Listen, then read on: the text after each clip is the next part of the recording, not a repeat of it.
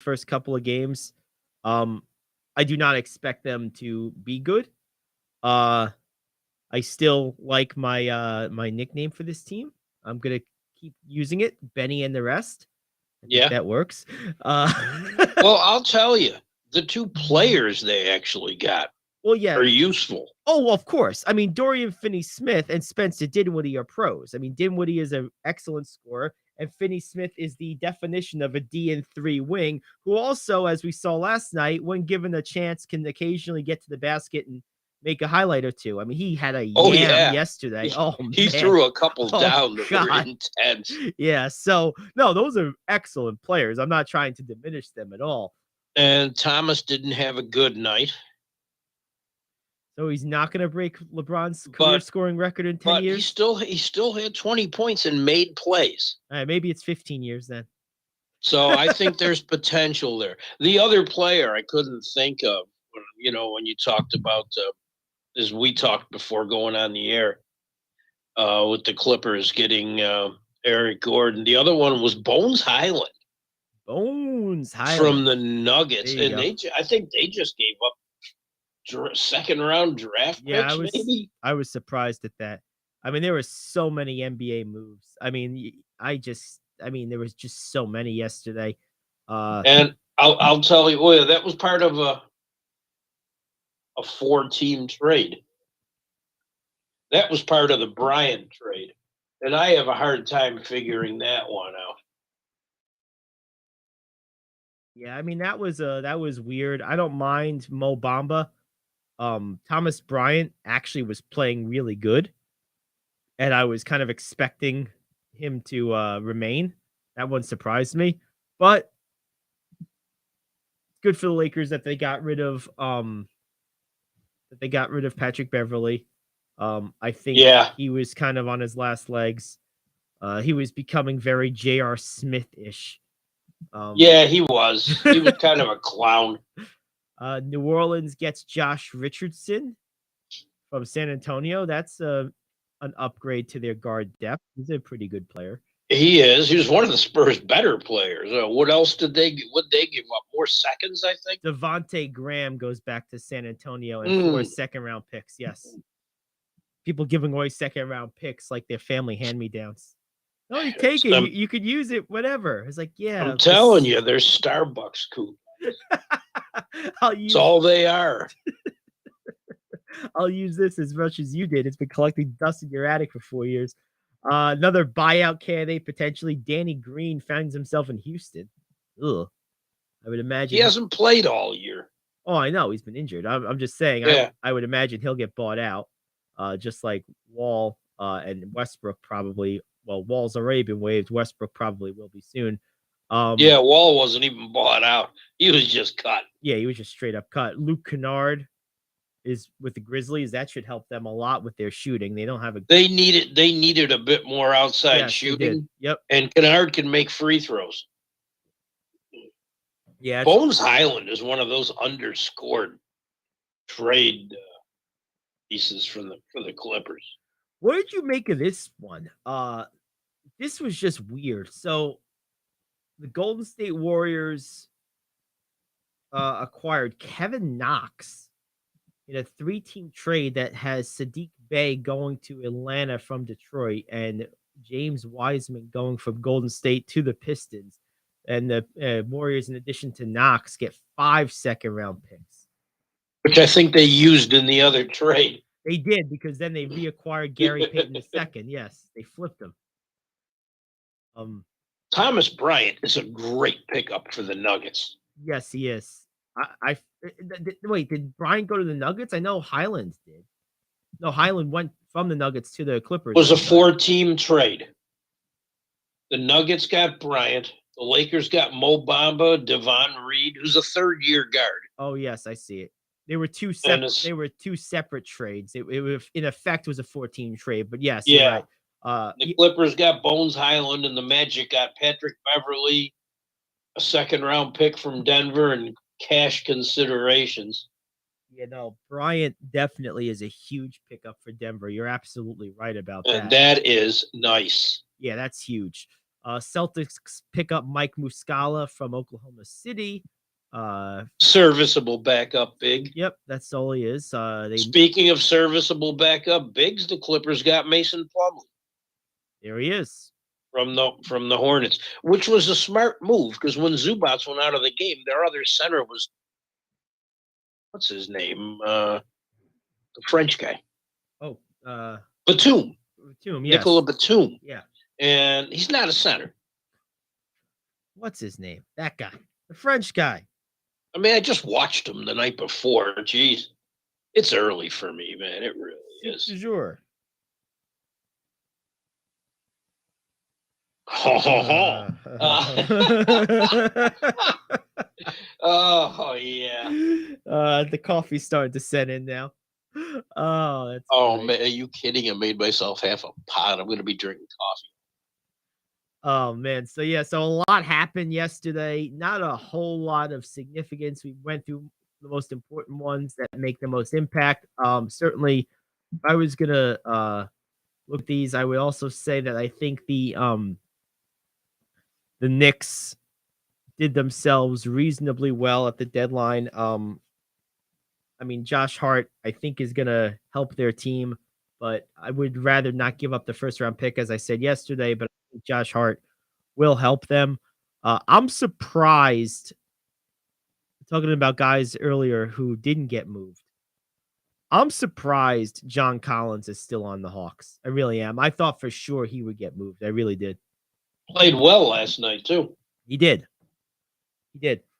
I thought Denver might have given him a look. I thought maybe Miami might have considered him. I'm surprised Miami didn't do anything of significance. Maybe what was Pat Riley napping during this thing, or what? You didn't hear a word out of that. Not one thing. The only thing I can think of is they're waiting for buyout season. They're waiting for maybe Westbrook, because I do believe he fits them. I mean, now with the moves that they made, the Clippers are not gonna go after Westbrook, I wouldn't think. Yeah, but Gordon and Bones Highland are more shooters. They're off the ball, yeah, because they could still go after Westbrook because they got rid of Reggie Jackson. Right.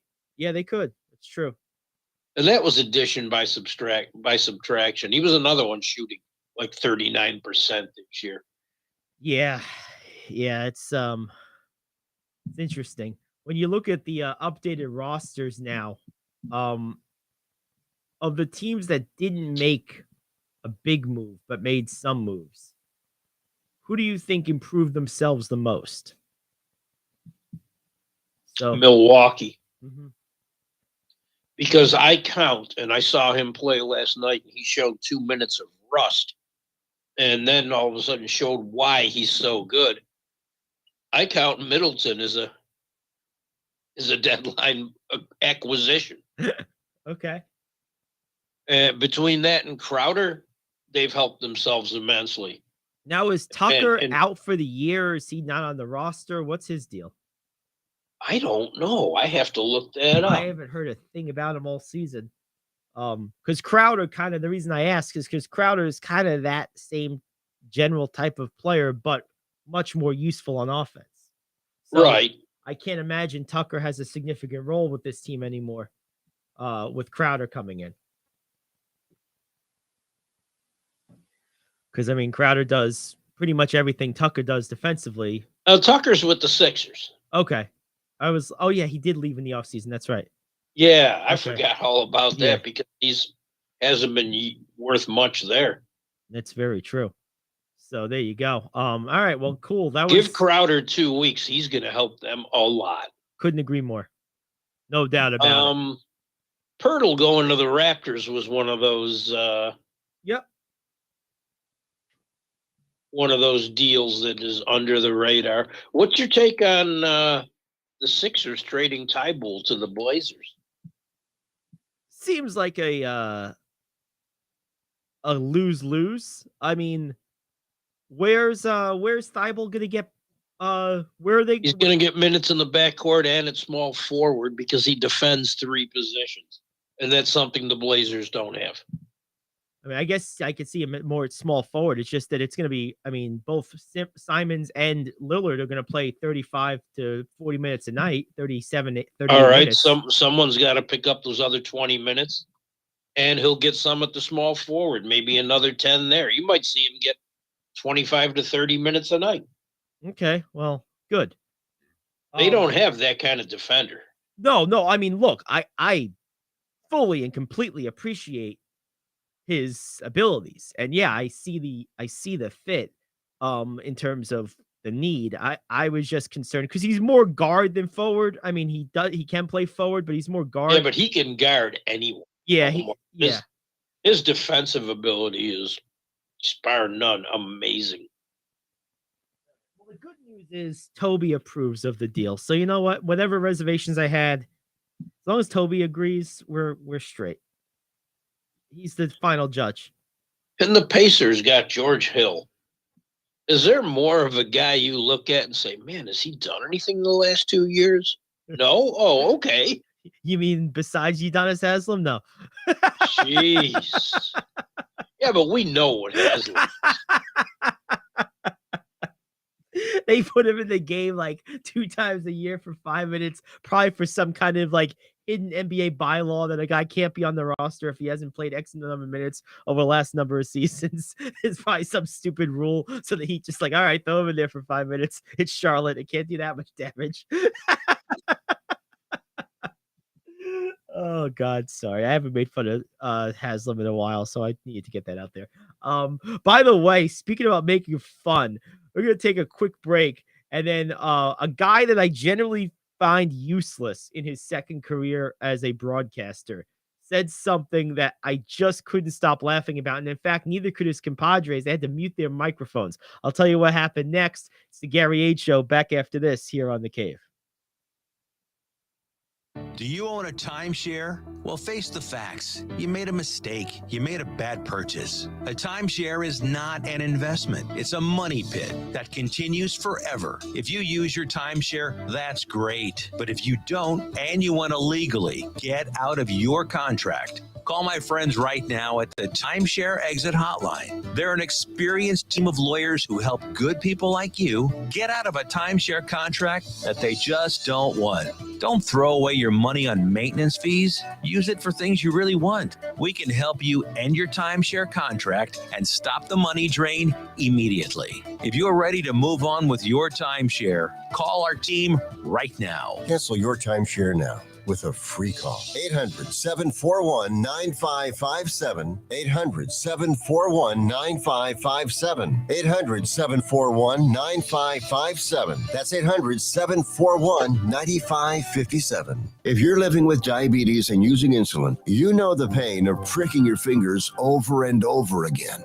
Ouch! Well, by wearing a small remote device called a continuous glucose monitor, or CGM, you can reduce the pain of pricking your fingers. If you administer insulin 3 or more times per day or use an insulin pump, call now and learn how a CGM can help you. Painless. No more pricking my finger. No finger pricks. Convenience. They delivered it free and they took care of all the paperwork. You can reduce pain right away. Plus, it's accurate, easy to use, and helps you spend more time in range. And if you have insurance, you can get a new CGM at little or no out-of-pocket cost. Call now and get free shipping of your new CGM. Plus, we'll bill your insurance for you. 800-826-5884. 800-826-5884. 800-826-5884. That's 800-826-5884.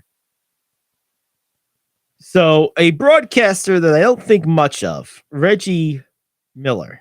Oh, I know just what you're talking about. He made and I do not think much of him either.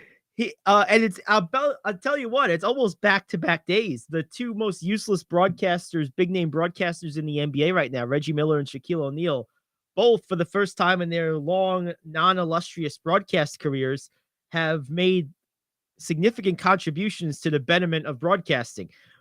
O'Neal by pushing LeBron to like make a definitive statement on if he's the best ever. I thought that was actually a good job by Shaq the other night when LeBron broke the scoring record. And now Reggie Miller, not to be outdone by the big man, coming up big, also at the expense, I guess you could say, of the Lakers. The other Laker, quote, star, Anthony Davis. They're calling a game, and Davis grimaced or something, and Reggie was like, uh-oh. Every time Davis grimaces, it's 3 weeks. I heard it. I loved it. The whole crew started cracking up. They had to mute their mics because they couldn't stop laughing. Oh, it's so funny. Oh, man, what a dig. I love it. Love it, love it. I did too. I thought that was great. Honestly, as a Laker fan, I was hoping, though not hopeful, that they would have moved Davis instead of Westbrook. I mean, I'm okay with them moving Westbrook. I understand why they did, but well, they're not going to wouldn't have re-signed him. Well, that's why I understand it. He's an expiring contract. You get what you can for him. Yeah, that's why I understand it. But in my mind, he's not the problem with this team. Davis's apathy and lack of willingness or ability to bring his A game every night is the problem. You know, if he could have just taken one thing each from his 2-star teammates, Russell's nightly intensity and LeBron's ability to be available, Davis could be the best player in the NBA. I mean, he's really that good. He is. But he's such a puss. He just is. Like, there's no other word for it. He's just a puss. And it pisses me off. And I just want to see him play right because he's so damn good. And well, you know, in the first half of the game, we were watching and commenting that he looks like a player. Yep. Anthony Davis showed you why he's considered one of the better players in the game. Well, that's why it's in the second half, another disappearing act. Well, that's why it's frustrating, because anyone capable of what he did in the first half is capable of doing that on a regular basis. And we've seen him do it on a regular basis. Is he just not interested anymore? Because I can't figure this out. I think you just hit it, Rich. I was just going to say this. I was talking to a friend of mine. I believe Anthony Davis got what he needed out of basketball after they won that championship. I think he was curious to win one. They won one. He's got his long-term money. He's played in the big market now. He has his ring. They even put him on the top 75 team. I think he feels, I got nothing left to do. But, you know, he's too young and too much tread on the tires still, and too much money still to be made. He's not going to retire. But, like, he's mentally retired already. I believe that because that's what you see when you watch television, right? Because you see it some nights, or sometimes for parts of nights, he's like, I'm in the mood to really play today. And he kills it. And then he just like, I'm done. Like, and that type of lack of interest drives you crazy. And it kills the Lakers. I mean, just imagine for a second if, like, Steph Curry, or let's say Jokic, or like just decided every night, like once a week, I'm going to play hard. And the rest of the time, I'm just going to loaf it. And I'm going to miss 3 weeks here and 2 weeks there. What do you think the Nuggets record would be? They'd be right where the Lakers are, probably. Right? I mean, yeah. The Lakers are an Anthony Davis gives a shit away from being a contender in the West. I truly believe that. Oh, I do too. And it just drives you crazy. And LeBron has to hate this. And that's, I bet you that's why Davis looked so indifferent toward LeBron's scoring record a couple nights ago. Because I bet you LeBron's called Davis out on this stuff privately more than once. I'm sure probably he has. I mean, it has to drive him crazy. I mean, he's not afraid to do that. No, he's not. And he's in every right to do that because he would be 100% accurate. And I bet you Davis is just pouting like the little baby that he is. And he's just a puss. Like I said, he's just an absolute puss. He just is. Okay, but then I have a question. If that's what people think that is, and it could be. Yep. Why not? What happened last night when LeBron did not play? Well, Davis stepped up in the first half and looked like an all-pro. Yeah, he did. I think What happened in the second half? no, I think it's a combination of things. I think more than anything, I just think he ebbs and flows with his level of interest. I think he just figures, okay, well, I did what I needed to do today, and I don't really want to do it anymore. Like, I think he's that fickle. I really do.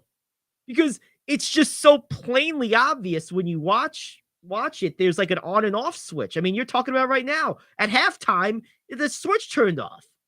Like, and we've seen this before because guys have great halves and bad halves. It happens. But like we've seen this with him so many Not when times. you're one of the best players in the game, though. Right. Well, exactly. Right. Exactly. And it happens too consistent. Exactly. And that's my point. That's exactly what I was just gonna say. You're 100% right. And it's like, if you're that good, you also the ball's gonna find you.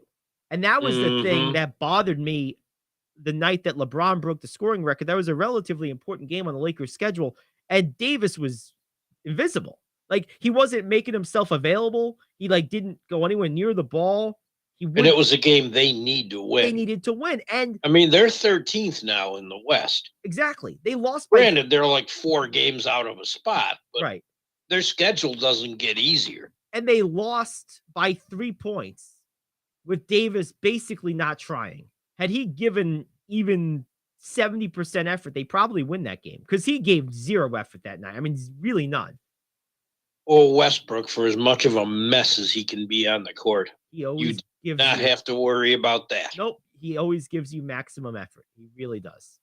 And, that's one of the reasons I have remained relatively in favor of Westbrook over the years, because there's not many guys in the league that give you that amount of effort that consistently who are also durable. I mean, that's the thing. He's both. He plays every night and he plays his heart out every time he's out there. Which is why I would love to see the Clippers get him. Yeah. I mean, look, I think that team needs an infusion. They do. I think the Miami Heat do too. I think those are the 2 teams that should pursue him. Yeah, but to your point, right now the Lakers are 4.5 back of the Suns for the final guaranteed playoff spot, and they're looks like 2.5 back of the Blazers for the last play-in spot. So, but they're running out of season, and you hope these moves they made make a difference. But my fear is that Davis is the problem, and he's still there. And that's what I'm thinking, and that's what concerns me. It's like a weight on the team. It just drags everyone down because it's not just his total lack of production when he's a guy that they need massive production from. It's also his negative energy from being right. And there's a lot of it, and you saw it too. Oh yeah. I mean, it was visible. And that brings the Helen team down. Keller could have seen that. And she's dead and blind. Oh man. A couple of interesting things. It looks like the Hornets will most likely buy out Reggie Jackson. Mm-hmm. The Suns want him, as do the Nuggets. Okay. And I could see him in either one of those situations. For the Suns, I just think they don't trust Chris Paul to be healthy. Right. Well, that's reasonable.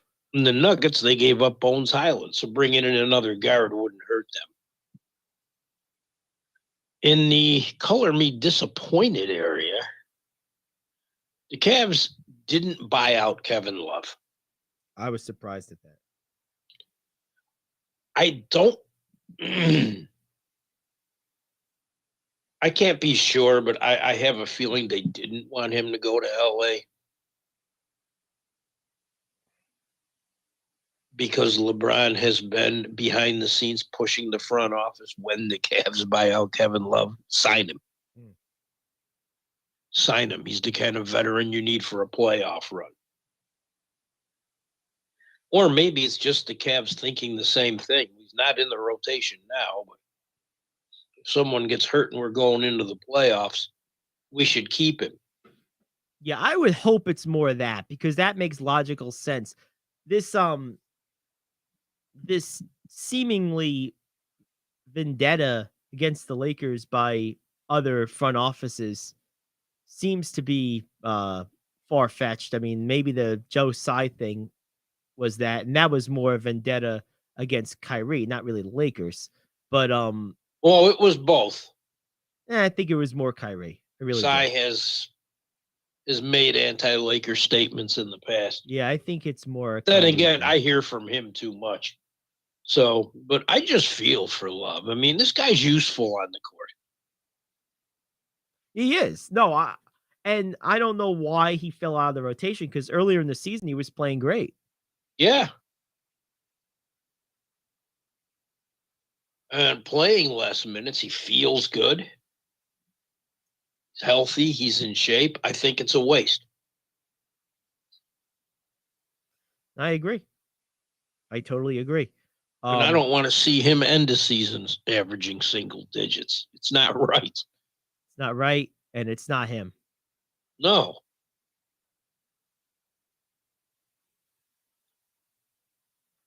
So, what are you gonna do? There is, off topic, a pizzeria in Las Vegas called Naked City Pizza Shop.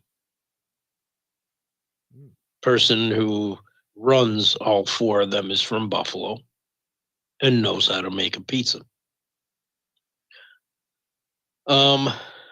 A Vegas sports person who I know quite well, her name is Helen Yee, and geez, if you want an MMA authority, she is it.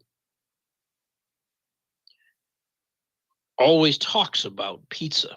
So Naked City created her a pizza. They even named it after her. It's sauce, mozzarella, pepperoni, Italian sausage, and bacon covered with hand-cut French fries. Yes, because this girl, Why thin not? as a rail, can eat like a competitive eater. And now I want to go and try some.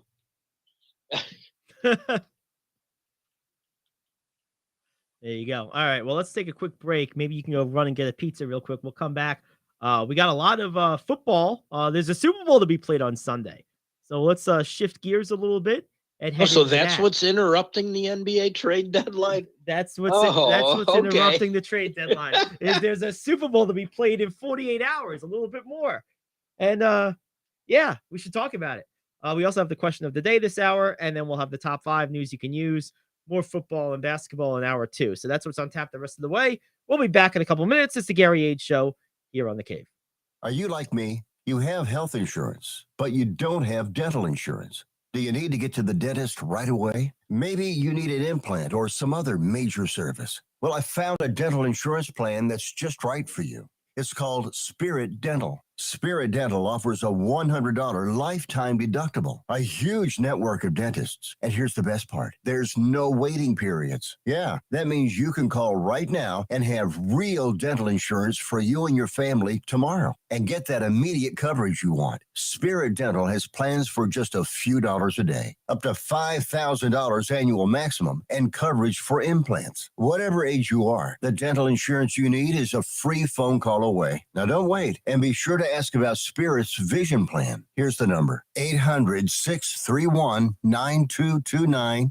800-631-9229. That's 800-631-9229. Hey friend, life happens and you need money. What do? You call the special toll-free number we're about to give you. We will send you a link to your phone with details on how you can loan up to $5,000. Couldn't you use $5,000 to pay for your rent, pay grocery bills, get your car repaired, or whatever you need? It's up to you. We don't care. We're just here to lend you the money. And we'll lend people money with good, bad, or no credit at all. Of course, some terms and conditions apply, and you'll see those on the link we're going to send you. So if you need up to $5,000 maybe as soon as the next business day, call this number right now. We will text you a free link with details. Paid for by Money Mutual. Call 800-586-7112. 800-586-7112. 800-586-7112. That's 800-586-7112. All right, so neither one of us have really given a lot on our view on this game coming up on Sunday between the Chiefs and the Eagles. And I just want to start with this.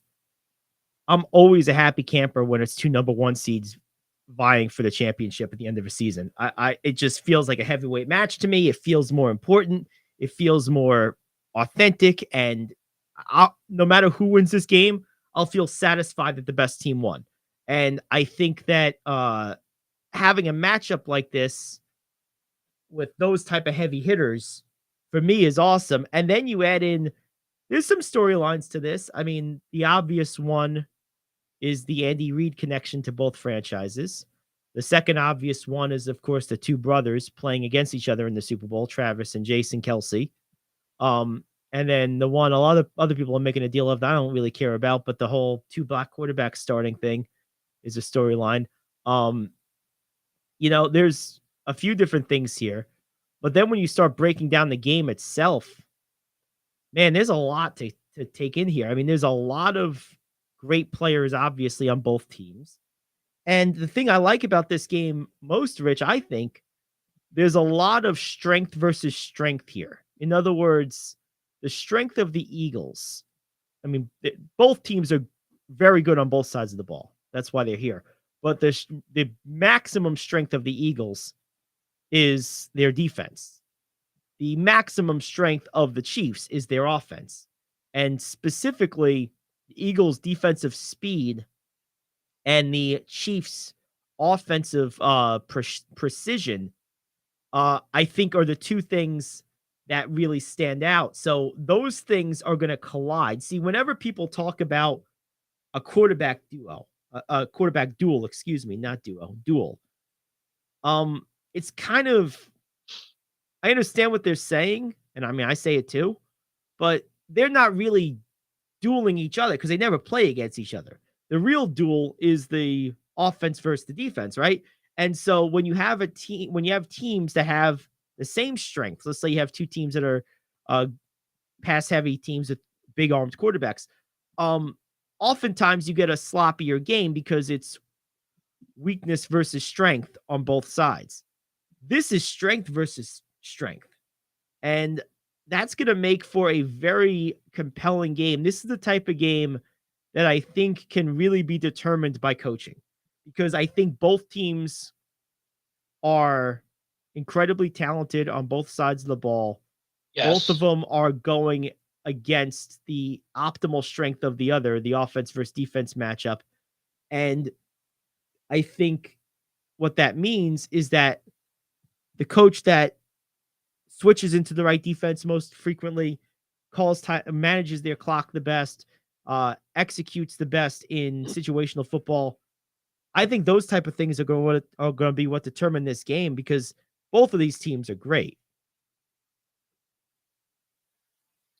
They are. And the funny thing is, what you don't hear about as much. You don't hear about, everybody talks about the Philly defense, and with good reason. They're fast, they're physical. Kansas City defense is no slouch. No, they're not. Well, that's the thing. You're right. The Eagles aren't going to run up and throw 40 points at them. Of course, watch them do it now that I've said that, but they're probably not.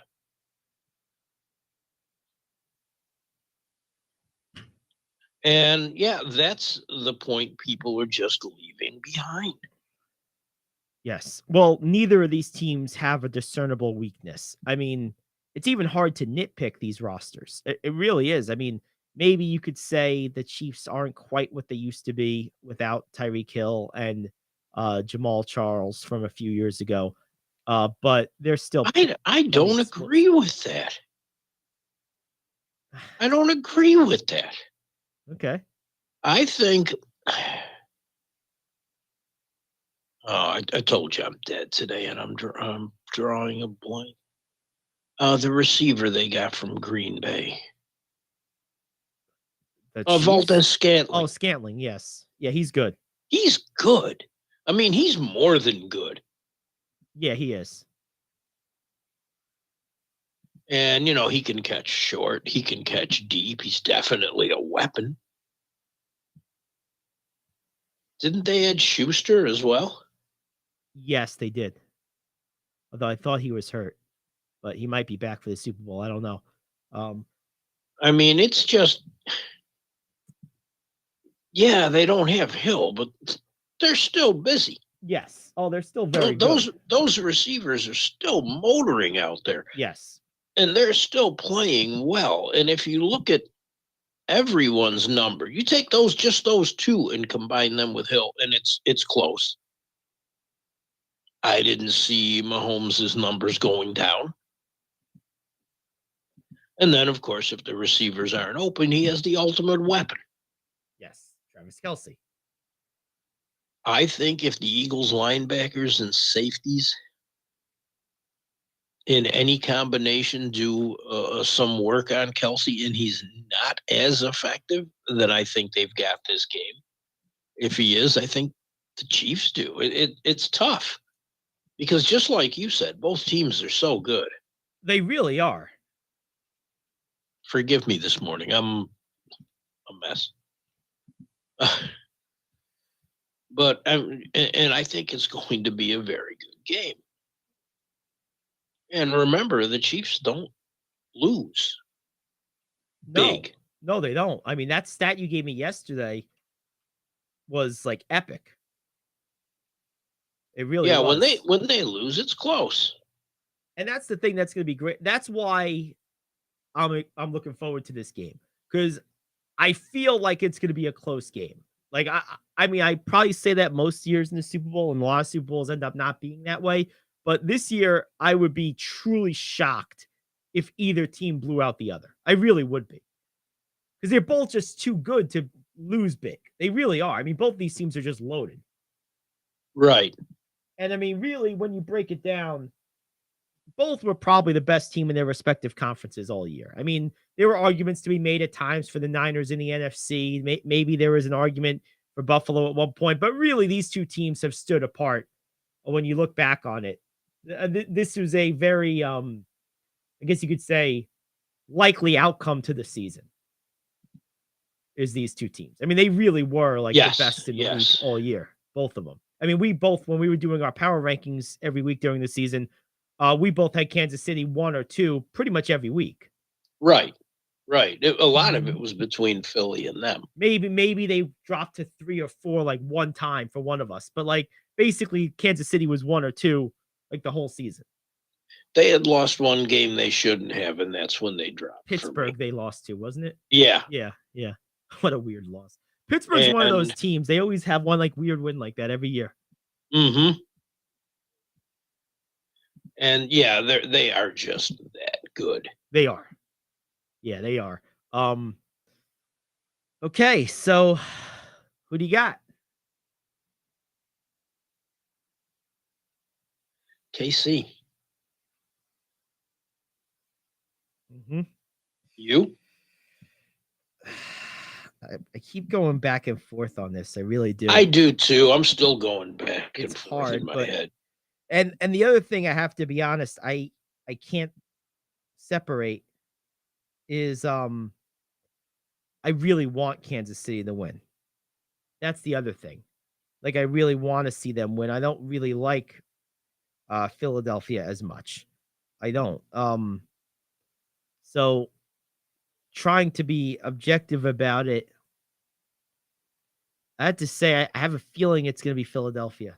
Their defense is just so epically fast and destructive, and that front four in particular, Kansas City's offensive line is solid, but man, that front four is terrifying. I don't know that they can be blocked.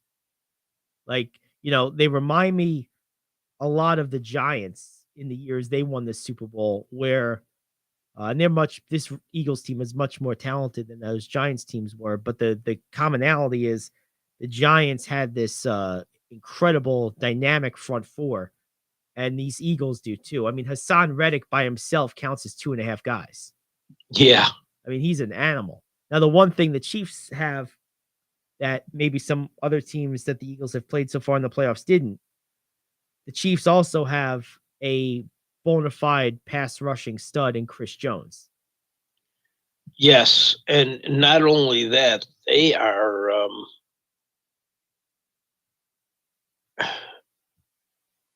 the Chiefs can rush the passer, but they can also, even though the offensive line is not what I would consider the best, but how many quarterbacks have the Eagles played this year that were that mobile? That's true. I was trying to think of that because that's where I think the advantage lies when you're going against the Philly defense.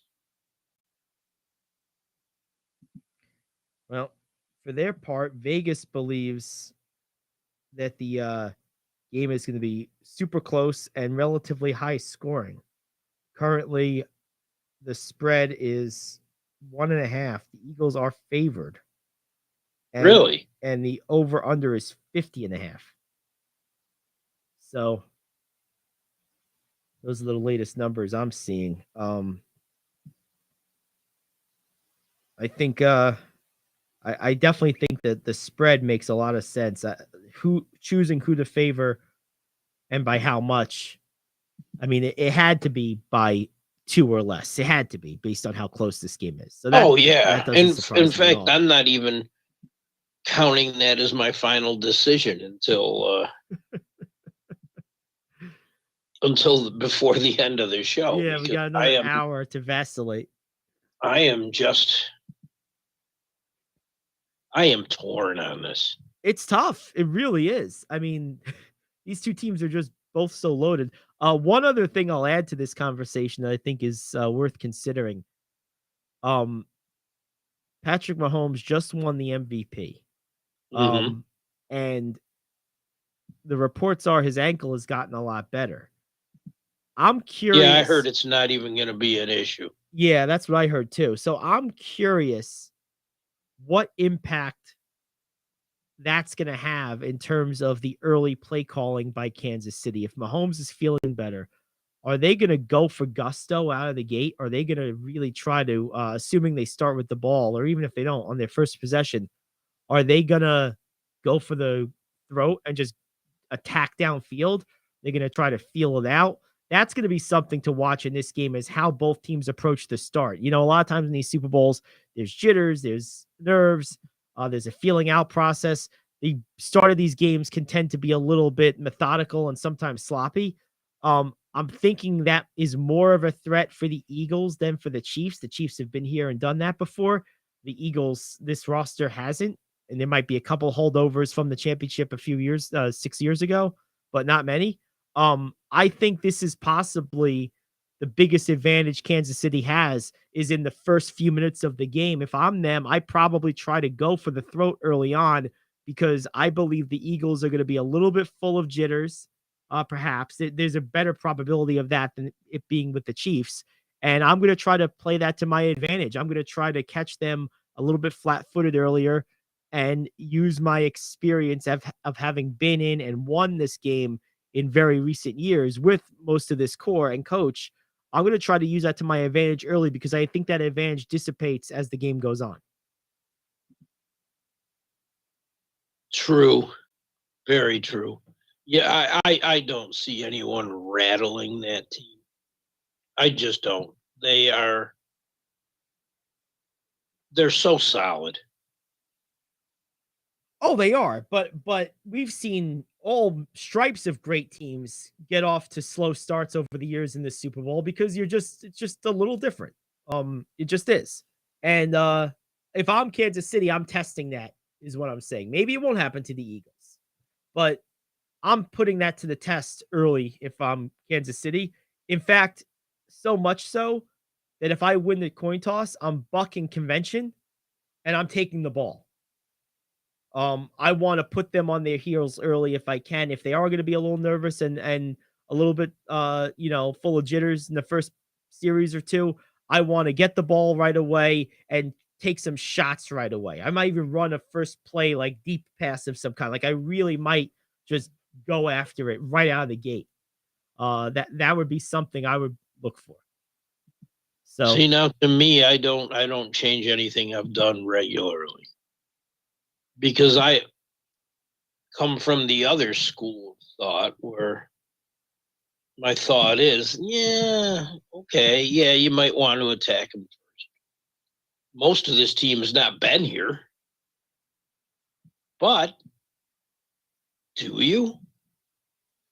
Because you're going to get a defense, and defense plays on a lot of emotion. You're going to get a defense that's pretty fired up too, Mhm. and that's a concern. Yeah, I mean, no, I understand that. To me, I believe going after them hard and aggressively early is the best approach. I really do. I think that the problem with kind of settling in a little bit more methodically is because of the speed and pass rushing of that defense. If they get to you early, you think they're going to be fired up coming out of the gate. What if you run your first couple of plays and you're trying to run like, between the tackles runs or or any type of things like that, like rhythm building plays, and all of a sudden it gets blown up in the backfield or something of that nature. You get stopped at the line. You think they're fired up out of the gate. What if they get to make a big play right out of the gate early? I mean, without any real risk. That's the other thing. I mean, I know you could always make a big play defensively against a long pass. Of course, that's possible. But at least with a long pass or an attempt downfield, the payoff is equally huge for the offense.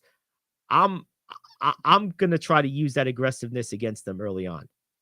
That's gonna be my plan of attack, and whether that's with Scantling or Schuster or Kelsey or someone out of the backfield, I'll leave that to Andy Reid to decide. But my feeling is if I'm this team, I'm going. I'm trying to go early. I get that. I really do. I don't think Reed's going to change much. Well, Reid doesn't have a set approach really. He hit the genius of Andy Reid and most of the great offensive coaches is they adapt their approach game to game and sometimes series to series, depending on the team and situation. So I don't know that there's no, I don't think there's anything to change. I think that it's just a matter of what your uh goal on the drive is. Are you trying to just establish something or are you trying to go and kick them on their heels real quick? I think that's the only thing that is changing. Yeah, I think that's a. I'll be disappointed if they don't do that. I really will be because I think they're playing into the Eagles' hands a little bit by trying to just kind of ease into the game if they go that route. Because this Eagles defense is too good for basic plays. I think you have to do less basic stuff and really challenge them to beat them. I really do. Oh, You I don't think there's going to be anything basic about Reed's game. That's not his style. But I think he is going to play to his strengths. He's gonna have to. I mean, and he's gonna have to. I think he's gonna have to go for big plays. I really do. Um, and I think he's gonna have to do that early. All right. Well, let's go ahead and take a break. We'll come back. We got the top five, hour two around the corner. Back after this, the Gary Ayd Show here on the Cave.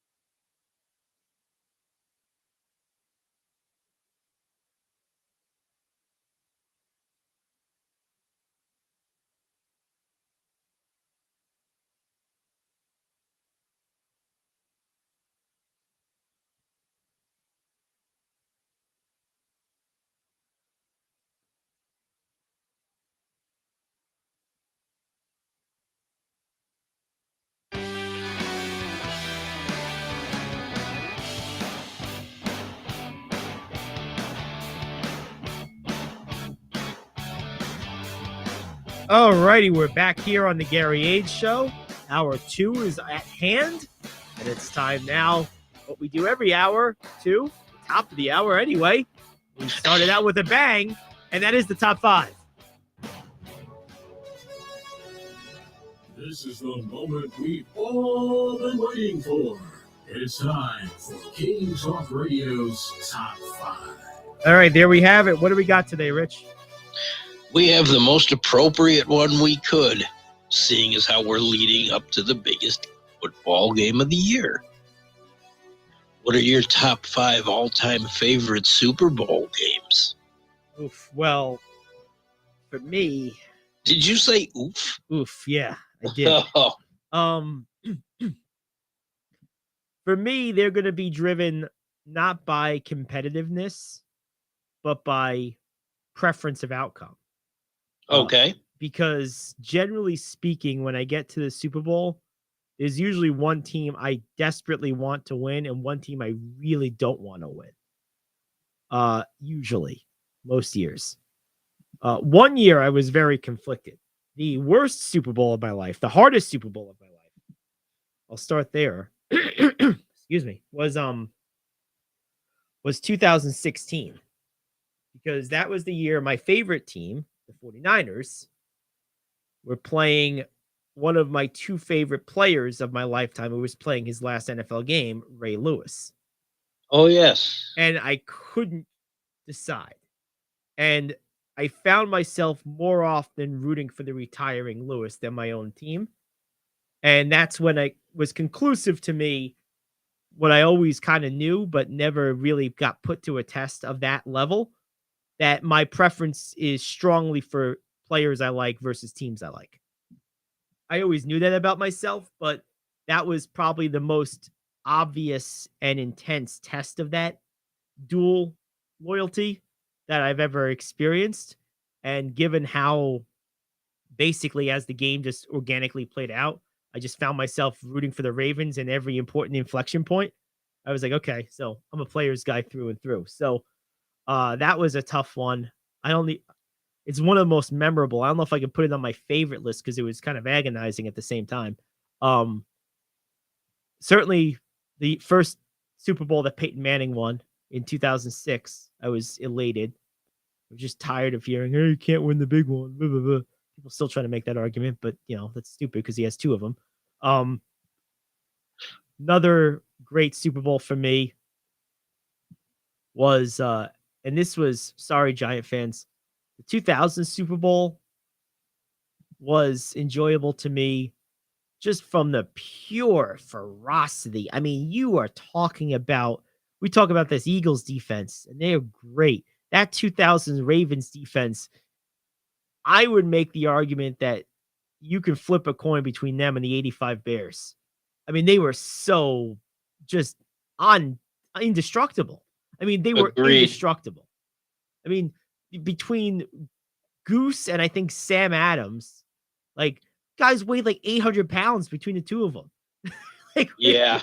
you can't move. And then you got, just talent everywhere. Boulware and Lewis, and you had McAllister and Dwayne Starks. I mean, the team was just loaded.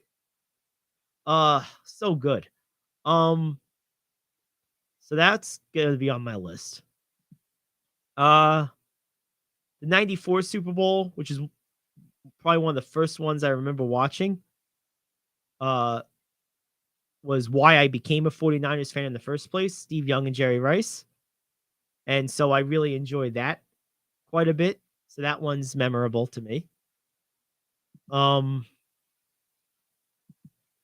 The 2000, whatever it was, 17, I guess, Super Bowl, Peyton Manning's last game.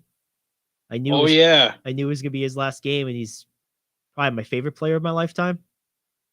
So I definitely was like hard rooting for them, and they did not have a hard time winning that game. You talk about a dominant defense again. Von Miller, they looked like there were 4 of him in that game. Oh, yes. And then the other thing I was happy about in that one was another guy, a recent elected to the Hall of Fame. Congratulations, well deserved. DeMarcus Ware was a great player for a long time, and I was happy to see him win one on his way out. That turned out to be his last game too. So that's another one that comes to mind. I enjoyed makeup time for Giants fans. I enjoyed both Giant Super Bowl wins against Tom Brady because every time I get to see Tom Brady suffer, it makes me happy. So I enjoyed both of them. I'll say the 07 one was a little bit more fun, more dramatic. Of course, that was the David Tyree play. And what I remember about that game too, it was one of the last times there was a significant quote controversy during the media week. I forget who it was. It was either Burris or maybe it was Pierce. Someone said something to the effect of they were asked what they thought the score was, and they almost damn near predicted it. They said 21-17 or something like that. And Brady had a retort of something like, "You're going to give us a little more credit than 17 points. We just set the scoring record," or something. And the Giants basically held them to almost exactly that total. So yeah, I remember that, and I thought that was hilarious. I thought that was great. So, and you talk about another team that just played just tremendous defense. I mean, that front four, like I was talking about when we were breaking down Sunday's game, that Eagles front four reminds me of that group. I mean, between Strahan and OC and I think they had a young Justin Tuck at that point. Like they were just loaded all over the place. So that's I'm gonna, instead of both of them, I'm just gonna pick one of them. I'm gonna go with the 07 crew. Okay.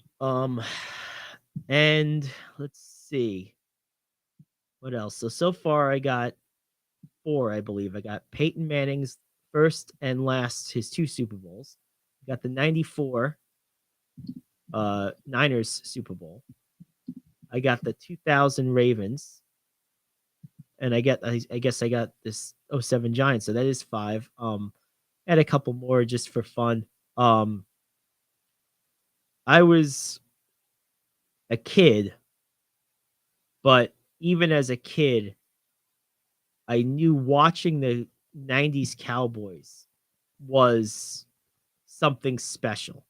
I knew that team was just beyond the pale in talent.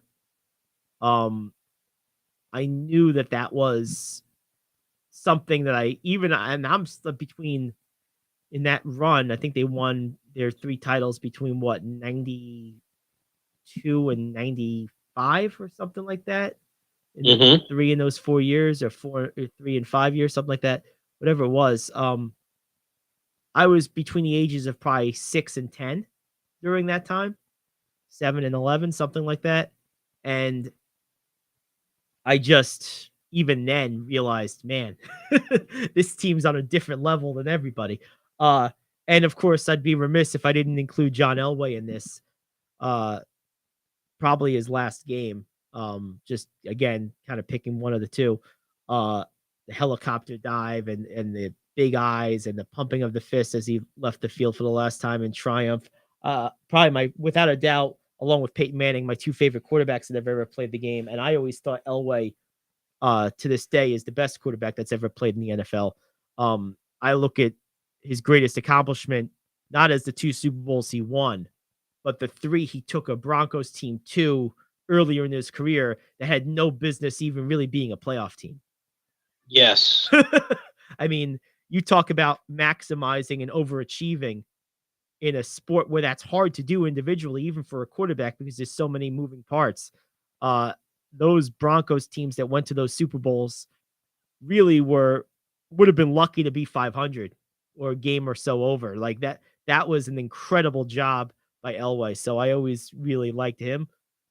All right. So now I got 7 or 8 on the list. Let's try to parse these down. Okay. I think the 2000 Ravens are getting the axe. Mm-hmm. Yeah, they're going to get the axe here. Because I kind of forgot. Wow, that was possibly the best defensive performance I ever saw. It probably was. Except for maybe the 85 Bears. I'd have to say they were tied. Yeah, it probably was. But as I mentioned at the top, I'm going here based off of my level of enjoyment in the outcome.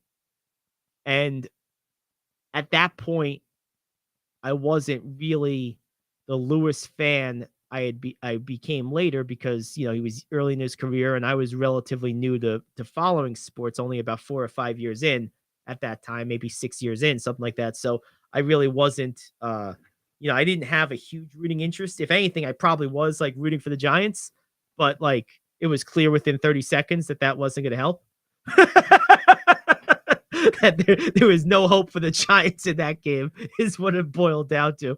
Like, that's one of those games you look back on and you say, yeah, they had no chance of winning. Like, nothing. You can't even go back and think, well, if we did this or that. No. There was nothing to do. The Ravens were better, and that's all there was to it.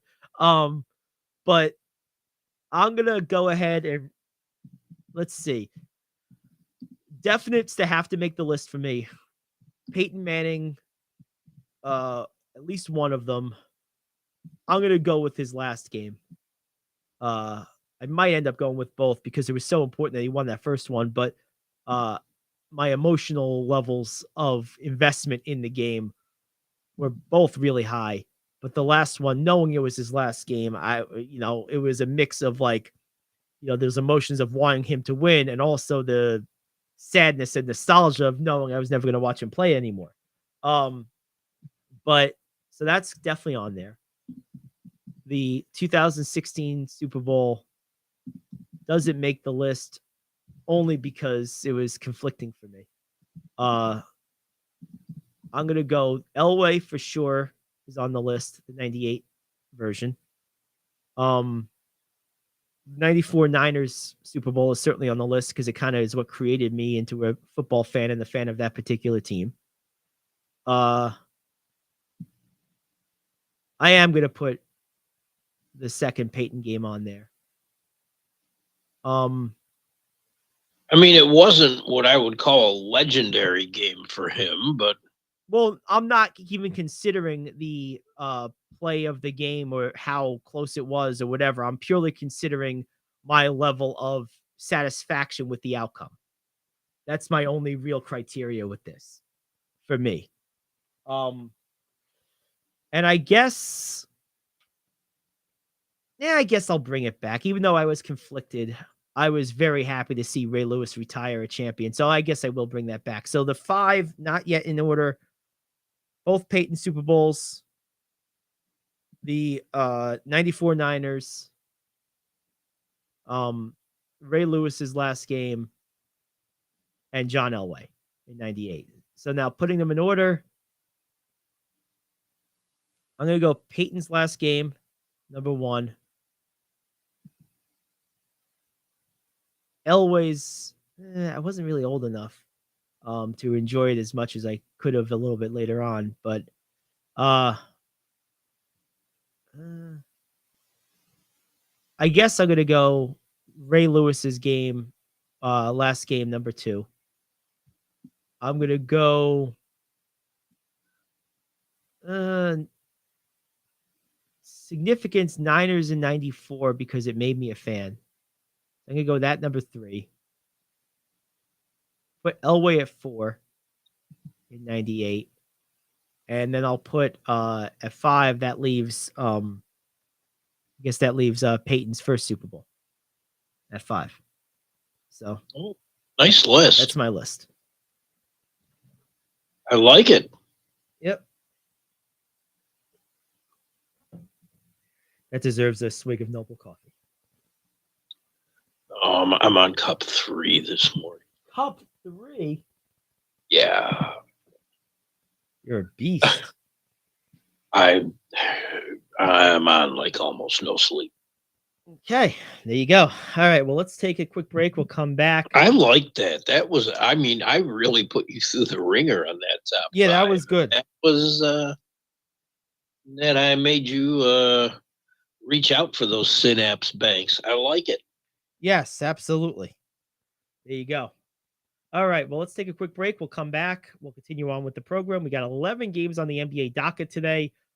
We got more news you can use, and we got a little bit more to do with the Super Bowl to get you set for Super Bowl 57, Chiefs and Eagles. Back after this, the Gary Ayd Show here in the cave.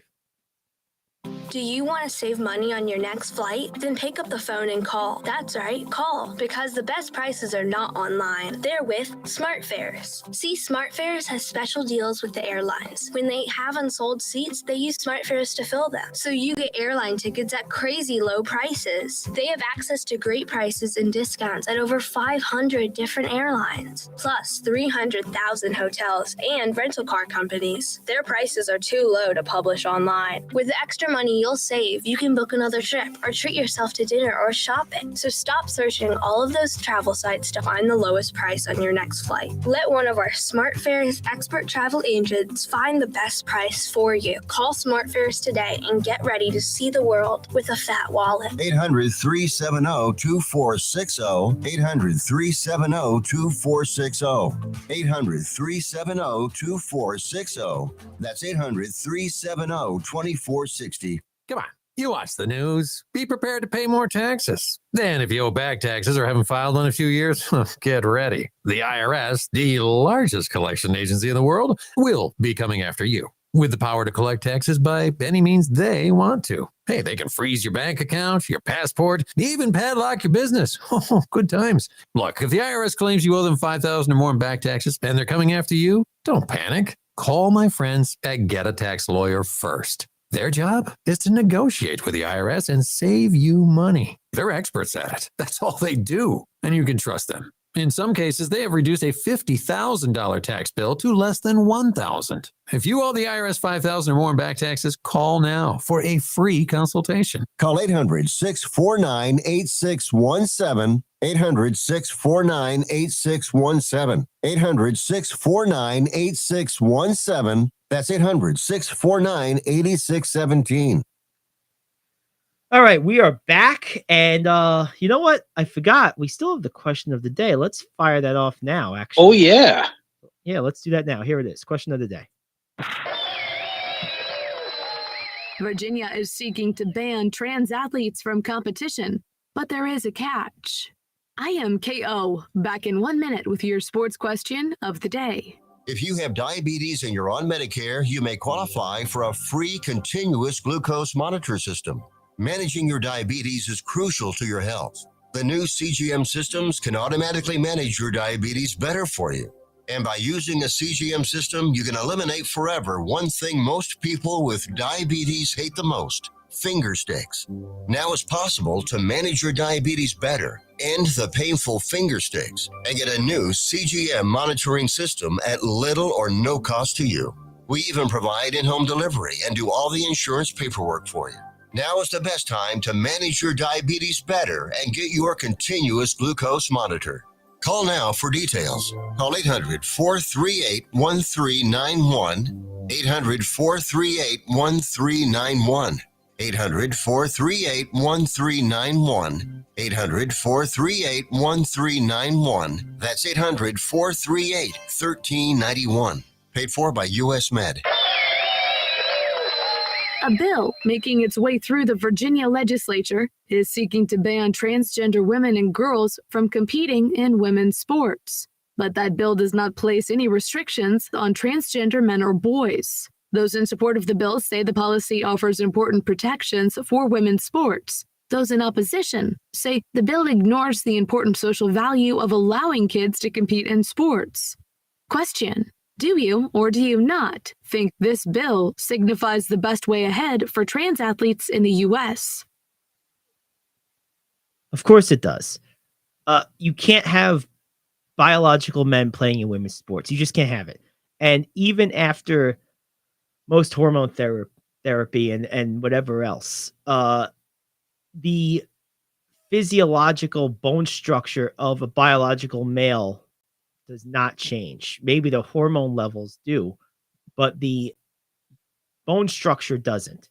And it's just not fair to the female athletes, like just patently unfair.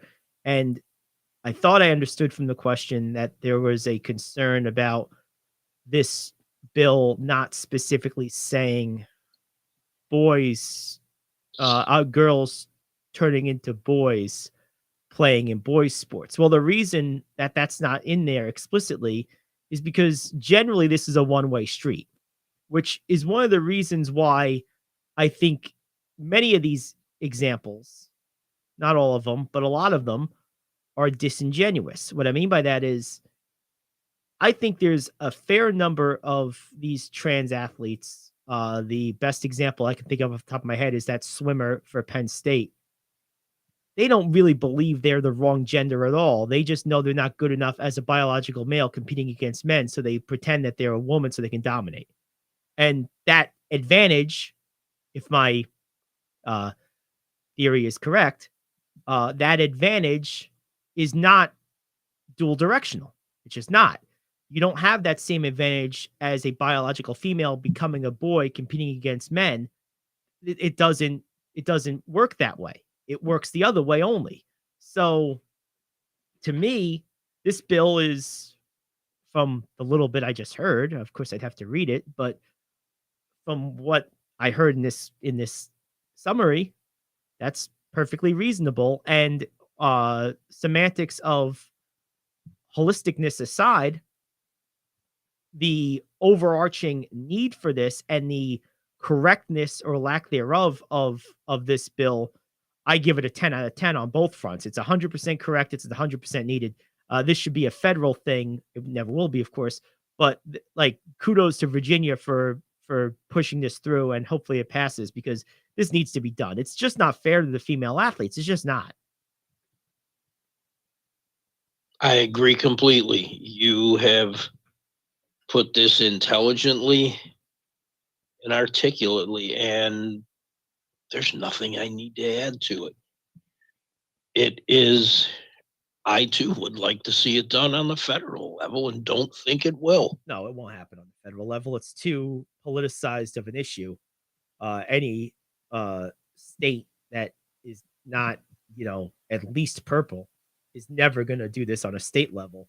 And it would take a fairly significant GOP majority across all three branches of government to even have a shot at it on the federal level. And my suspicion is even then, this would be considered too divisive of an issue that required too much political capital to push through, even if you had the votes to do it, that it would be something they wouldn't want to touch necessarily for fear of backlash. So I can't see this happening on the federal level, short of some type of Supreme Court case, which I think is likely at some point, that makes it explicitly unconstitutional in some way for people who were born of one gender to play in the sports of another.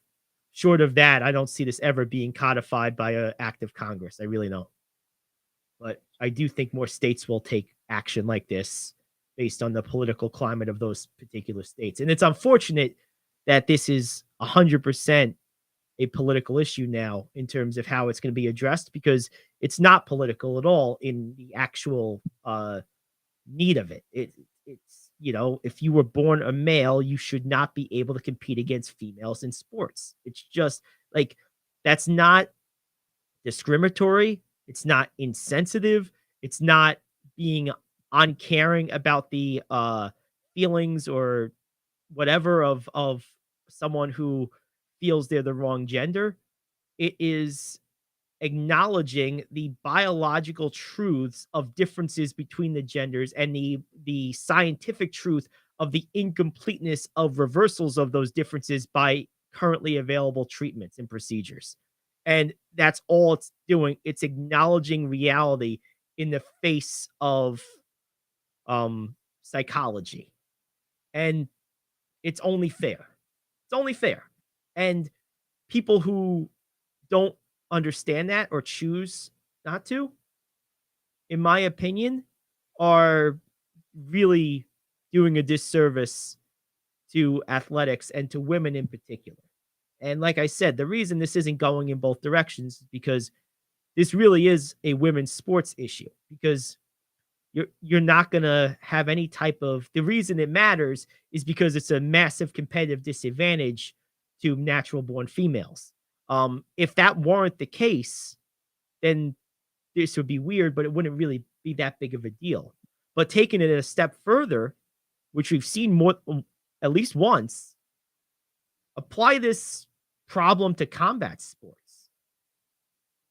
Now, that goes from a competitive disadvantage to a danger. Right. You know what I mean? Very much so. Very much a danger. I mean, that's my biggest worry, honestly, because if it's applicable to every other sport, there's nothing stopping them from, having a biological male fighting a biological female. I think you're going to see that sooner than you think. You've already seen it. It's already happened. What's going to happen eventually is someone's going to die. The male is going to literally kill the female or maim her irreparably. And then this is going to really hit the fan. And it's completely preventable by just applying some common sense and just some basic acknowledgement of biological and scientific realities. That's all that has to be done here. That's all anyone's asking for. It's just not fair. Well, nothing is political until politics gets involved. That's right. And that's the unfortunate truth of all of this. Everyone makes everything political. No, I know. It's like a big vacuum, it's like a black hole. It just, everything gets sucked into the vortex of politicalism. And, to me, the biggest problem here is not even the politicalization of it. It's the fact that in that politicalization, one side of that refuses to acknowledge basic reality of biology and human structure. That's really the core of this. Because if both sides acknowledge those same universal realities, then we wouldn't have an issue, because we would just do what we did for the last hundreds of years. We would have men's sports and women's sports. And if you were born a male or born a female, you would play in your respective league, and that would be it. I personally take this one step further. I personally am of the belief that anyone that feels they're the wrong gender has a psychological problem that needs addressing, not a biological problem. I don't believe that's natural or normal or in any way should be condoned or codified with changing their gender, because I think the data is showing us as more of these procedures happen, particularly with teens and young people, generally speaking, they become more despondent and more depressed after the fact. And often times now you have the term detransition, trying to reverse the unreversible. So that's another step, but that's out of the realm of sports. That's just in general with this transgender stuff. But in the sports world, it's just patently unfair to the female athletes. It just is. Oh, indeed it is. The problem is, though, and again, getting back to the political thing, and I blame both sides, because everyone has a side, and they're fighting for their side. Ideally, it's an idealism. They're fighting for their side, but what they're doing when they do that is causing distress for both sides. And again, that's just politicians being very self-serving. Yeah, this can get in a real scary direction. No, it's 100% true, and I agree with you that both sides generally share some blame. Although I have to say, in this particular issue, I think the blame is fairly one-sided. I really do, because really the only issue here is allowing biological men to play in women's sports, and only one side thinks that's okay. Like in this specific issue, I think it's fairly one-sided. I agree with you. In this particular issue, I don't really. I think it's pretty one-sided. But either way, I'm just so disillusioned. I don't trust that. So, I mean, this is just a very obvious, clear inaccuracy that just needs to be addressed. So good job by Virginia pushing it forward. Hopefully it passes, and hopefully other states take note. All right, let's take a break. We'll come back. We will do some NBA games. There's a lot of them today. We'll talk about some of the better ones. And then we will close up the show with some news you can use and one final pass of Super Bowl 57, which is coming up Sunday between the Eagles and the Chiefs. It's the Gary Ayd Show, back after this here on The Cave.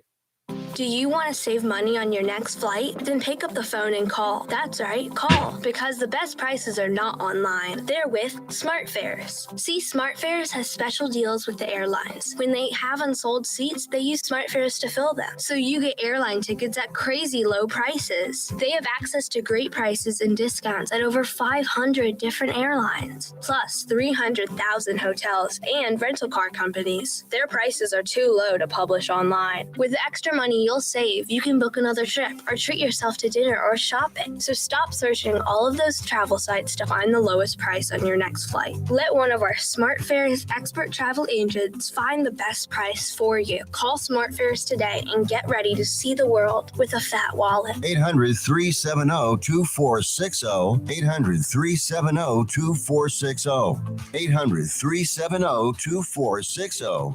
That's 800-370-2460. Come on.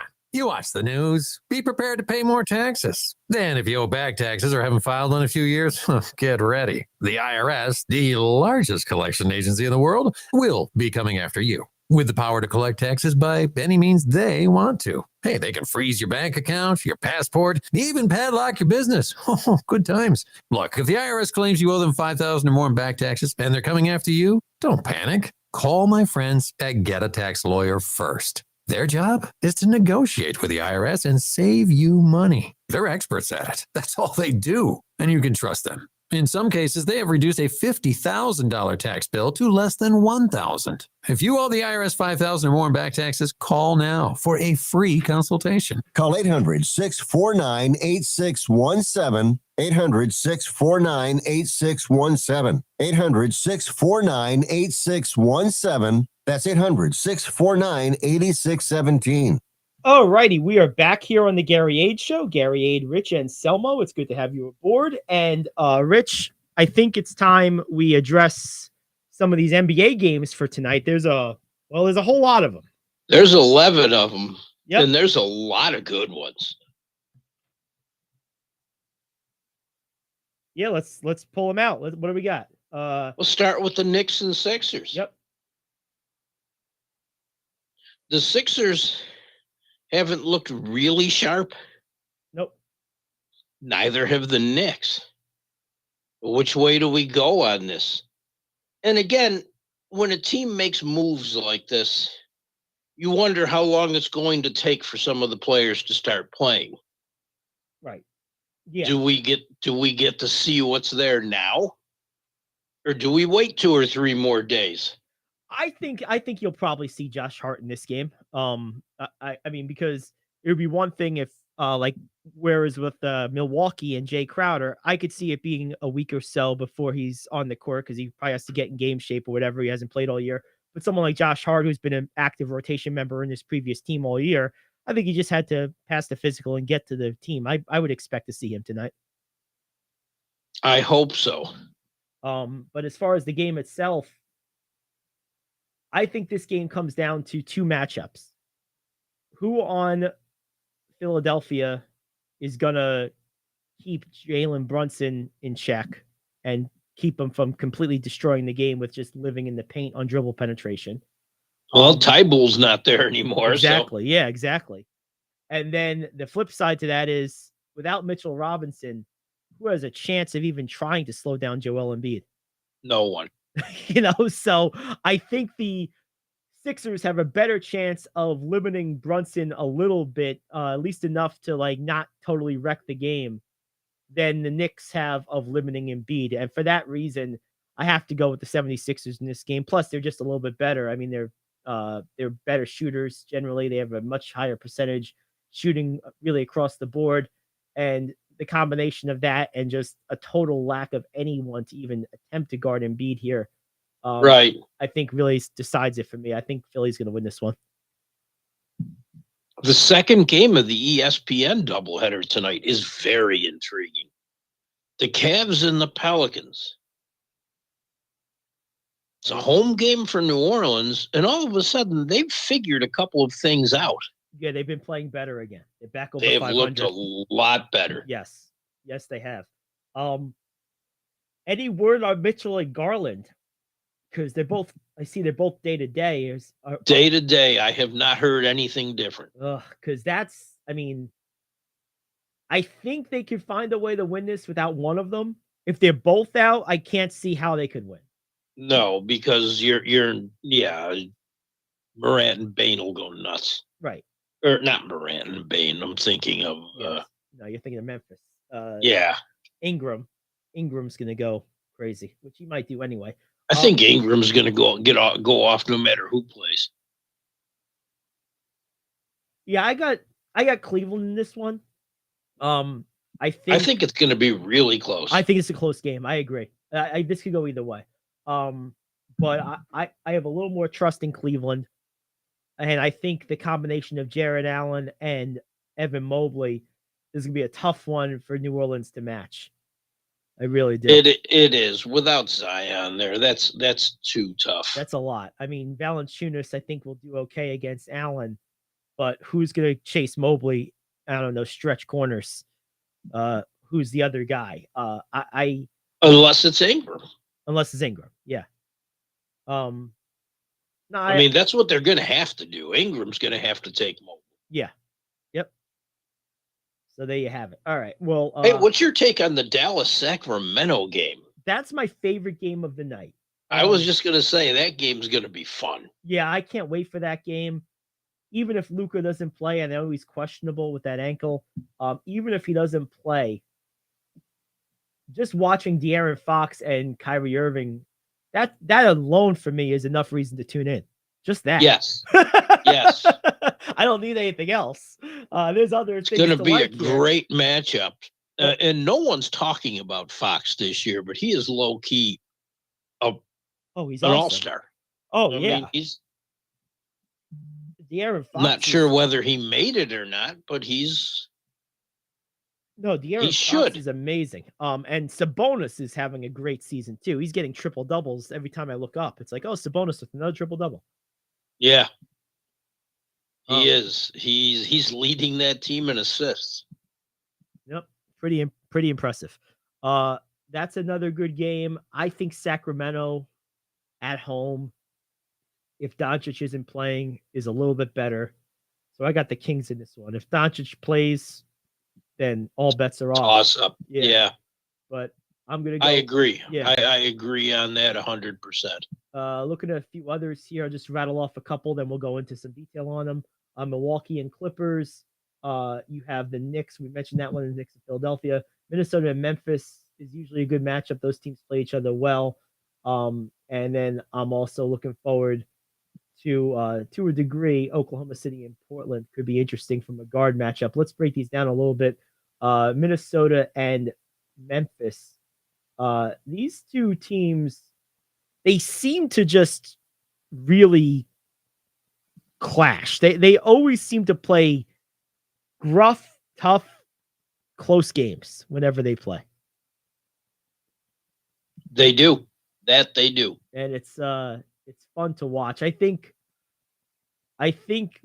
this is going to be a game that the Timberwolves are going to miss D'Angelo Russell. I have a feeling Ja Morant is going to give them a lot of problems. Now, I do too. And I think the Grizzlies have been playing pretty uninspired, uneven basketball for quite a while now.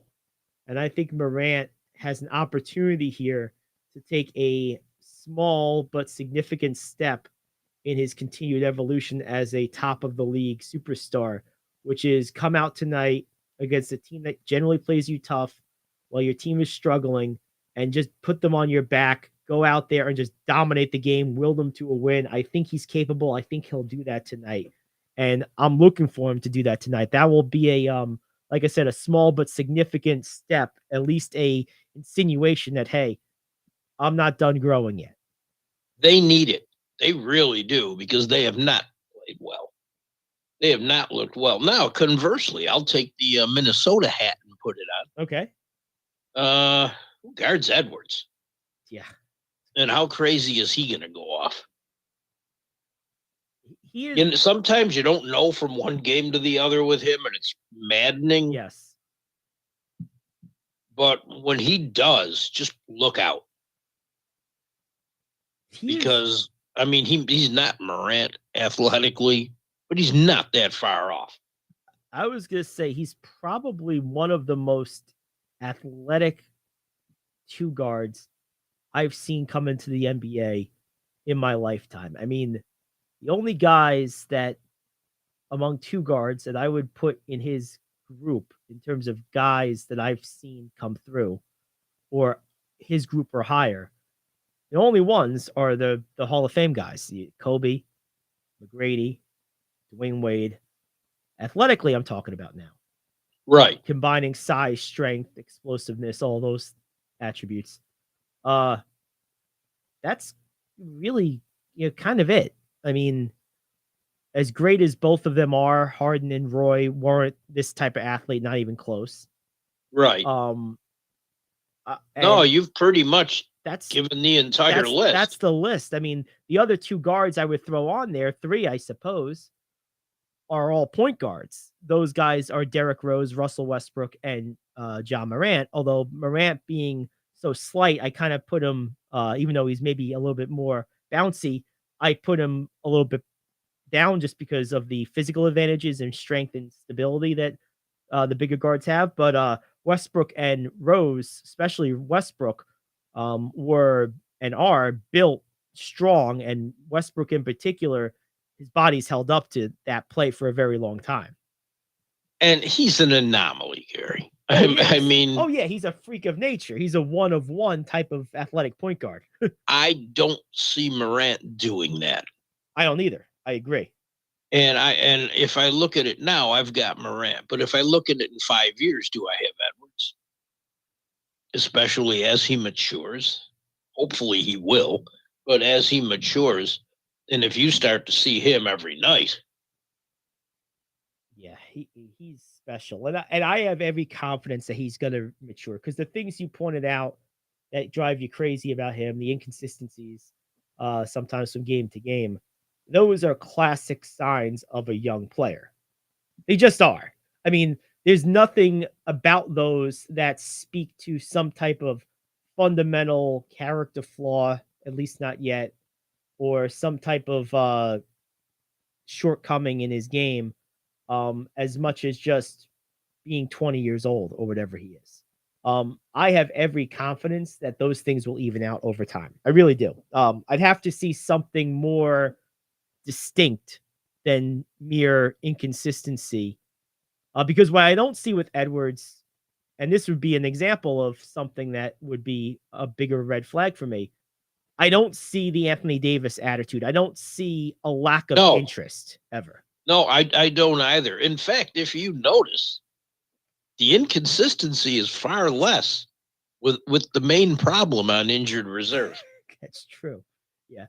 I think I agree with you there. And we'll leave this game with this. I do think this season has shown you can still get something for Towns. Look, he's still an immensely talented player, relatively young. People will trade you something of value for him. I think they found a guy to build around in Edwards. And I think you move Towns for pieces, the best pieces you can get that fit the best around Edwards and move forward from there. I wouldn't disagree at all because I wouldn't touch Edwards on a trade. No, at all. If anyone called me, well, Edwards, it's like, oh, is this Dallas? Is nice Luka talking to you. Yeah. Is this Dallas? Is Luka coming? No? Okay. Oh, yeah. It's got to be a top 10 player. If not, it's not happening. I'm sorry you wasted your time. Right. Exactly. I know the game you really want to see tonight, though. Oh, I know it too. Let's see. Oh, San Antonio, Detroit. You knew it. How'd you know? I can't wait. I had no tagline for this game other than, well, someone's got to win. I'm sure you saw that. Oh, what a disaster. And I'm sure it made your day when you were doing those games. Well, someone's got to win. It's true. Neither team's good defensively. Wouldn't this be great if like there was some type of arena malfunction where they had to like postpone or indefinitely cancel the game because something went wrong in the arena? Wouldn't that be so fitting? Like, no one won. The game didn't get Uh, what a oh, mess. I mean, I get they have to play them, but oh my God, why? So why? You know what's funny about this season? This game sort of illustrates that. I mean, who's waiting for the winner? Houston? Yeah, pretty much. Houston and Charlotte. It's a 14 round robin. Oh, jeez. But that's Hey, don't give Silver any ideas. that's well, if he does that, we'll have to start calling him Bronze because that's not even second place right there. That's right. Adam Bronze. But you know, well, you know what I was gonna say about this is like, as much as we kind of have a hard time figuring out who the best teams are because there's a handful in each conference, it's as clear as crystal the 4 worst teams in this league. I mean, yes. I mean, there's no Yes. question about it. It's these two, Detroit, San Antonio, it's Charlotte, and it's In Houston. Houston. That's Yeah, I mean, easily. they are so much worse than everybody. I Oh mean, my gosh, Charlotte has no redeeming qualities whatsoever. none. Oh, None. Really zero. they got the better of the Ball brothers, and that's it. That's it. I mean, look, even the teams like because go up the next rung in both conferences. Detroit and Charlotte are right at the bottom. They're tied, as a matter of fact. Orlando's next in line, and they're a full 9 games ahead of them in the win column. And they're actually not playing as bad as I thought they could have. No, you're right. And I mean, in the West, it's the Lakers right ahead of the Spurs and Rockets, and they're a full 11 games and 12 games respectively ahead in the win column. I mean, think about that. The 3rd worst team is almost double the win total of the worst team. That's how horrible those 2 bottom teams are.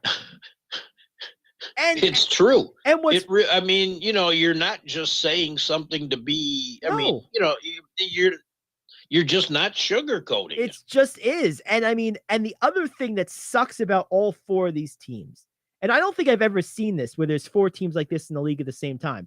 Generally, even among these bottom teams, there's usually like they just drafted someone number 1 in the last year and they're still building their roster. There's usually someone, at least one guy that you're like, okay, I like watching him from time to time. There's nobody on any of these teams that they give a crap about. They all, like, you could just contract all 4 teams and they wouldn't even notice that the players that are on these rosters weren't in the league anymore.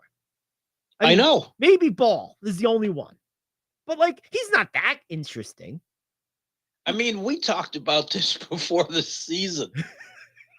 we were putting together a waiver wire team, basically. That's right, to play the Spurs. We'll throw them in San Diego. We'll call them the waiver wire bums. And the waiver bums. They could probably give all 4 of these teams a run. Oh, man. I mean, that's the thing. Like, I wouldn't even notice if the guys that are on this roster weren't in the league anymore.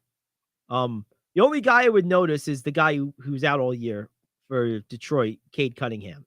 Yes. But he's not on the team right now, right? Like he's right. Out of sight, out of mind. He like got hurt early in the season. Just cut all these guys and let all 4 of these teams build a waiver wire team, and just when Ball and Cunningham get back, that's all you need. Like, what a mess! I mean, these teams are they're truly horrendous.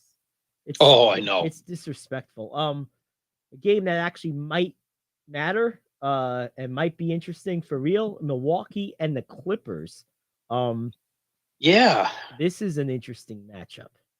Clippers are going to be shorthanded. I mean, they dumped 4 players. And who knows who's playing tonight. Along with, I think either George or Leonard's going to get some rest tonight. Is that tonight? I'm not sure. Leonard's out. Well, yeah, okay. And that's, just knee. They do this every couple of weeks where he gets a knee rest day. Rest, yes. Because he doesn't rest enough when he misses 3 months at a time. Well, he hasn't this year so far. So far. I mean, I never say anything's final until it is.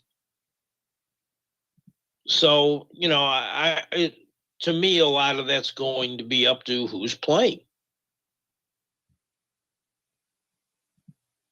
But an interesting game yet. I don't know if it tops San Antonio, Detroit, but interesting. And I'm glad that team got some much needed size.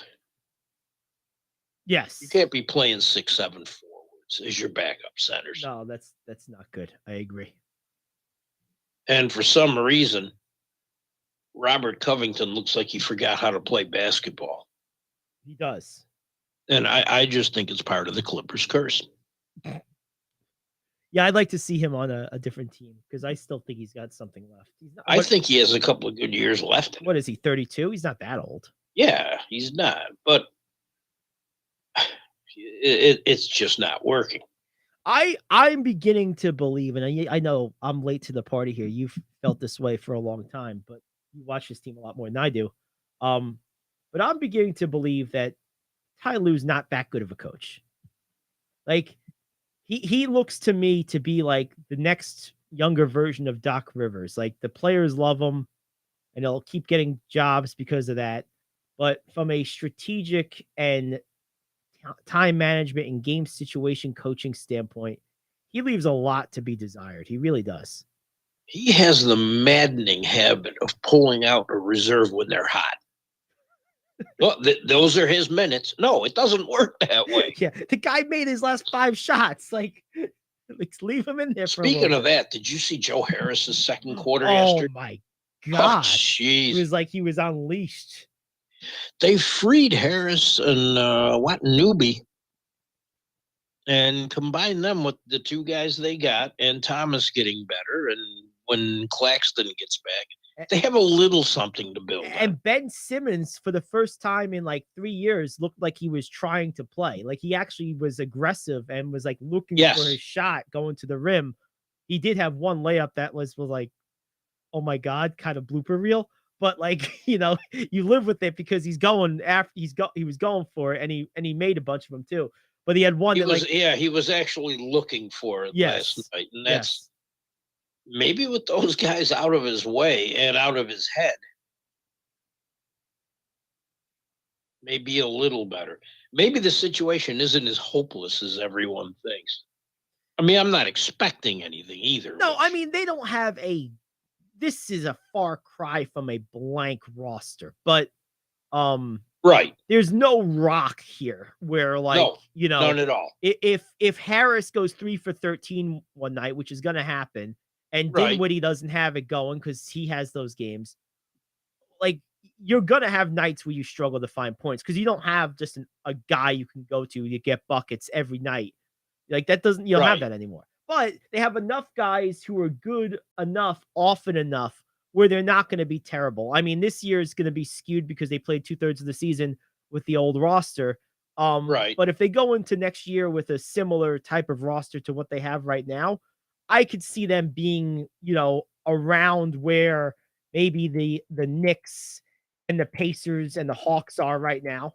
Yeah. With that type of roster. I think a happy Dinwiddie means a lot. I agree. He never wanted to leave. I agree. And he gave everything he had in Dallas, but never was happy. He never was happy. Yeah. He's happy now. I like Dinwiddie. And there's a big difference. Him and Harris play beautifully together too. I don't think it's any coincidence that they both had a great game, their first game back together. Right. And Thomas has found money. Whatever he does. Yes. Yep. Is just there. All right. Well, we'll keep an eye on Benny and the rest. Yep. That's a pretty good lineup. All right, let's keep it right here. Let's do some news you can use. We got a last couple minutes and final prediction on the Super Bowl. Let's do that first. I'm sticking with the Eagles. Gonna stay with the Chiefs. All right. I hope you're right. I want them to win, but I hope you're right, but that's funny. We're both picking the team we don't want to win. That's really funny. But I'm not picking on an emotional level. No, neither are you. Right. That's why. Right. I think these teams are quite evenly matched. I agree. There we go. All right. Okay. What do we got? We had a couple of NHL games last night. Okay. The Devils beat Seattle 3-1. Vancouver came from behind and beat the Islanders 6-5. It's a short schedule tonight, a 4-game night. The only game involving a local. Seattle is still on the road and taking on the Rangers. And the Rangers made a trade yesterday, giving up a first-round draft pick to get Vladimir Tarasenko from the St. Louis Blues. This guy, he's a right-wing scorer. He's a top-line player. And they also got a shutdown defenseman with a little experience. But, geez, this guy is just exactly what the Rangers need. It was a great move. There you go. And let's finish it off real quick with a couple of prop bets on the Super Bowl. All right. Travis Kelce, 6.5 receptions. Oh, no. I get why it's a minus 184, but give the tight end some love. He's going to blow that out of the water. He'll have that before Gronk even tries his field goal. And Dallas Goedert getting a touchdown. He's kind of hurt security blanket as long as we're on the tight end thing. He does score in the red zone. I mean, he caught a touchdown pass in the divisional round, and that's a plus 170. It might be worth a shot. Okay. There you go. I like the Kelce bet too on the under. I mean, that's a lot of catches, but I mean, oh, he'll get 6 easily. Yeah. Yeah, it's easily. I mean, he's going to get targeted more than 10 times. Oh, without a doubt. Particularly, you assume that speedy, aggressive Philly defense, especially the front four, is going to create pressure on Mahomes. And you know, what is the first place he looks when he's under heat? He looks for his outlet, his safety blanket in Kelce. Absolutely. Which, of course he should. Like, you know, well, duh. Like, why wouldn't you? The guy's an animal. And that's my main difference. There you go. I like it. Yeah, because the Eagles don't have that guaranteed of a safety blanket the way the Chiefs do. No, although I do think Goddard's underrated. Yep, I agree. All right, well, there you have it. That is the show for today and the week. Enjoy Super Bowl 57. Enjoy the 11 games of NBA action tonight, and we will be back Monday. And we'll have an announcement on Monday for some upcoming programming things to mention. So stay tuned for that. And we will see you on Monday, 10 to noon, the Gary Ayd Show here on The Cave.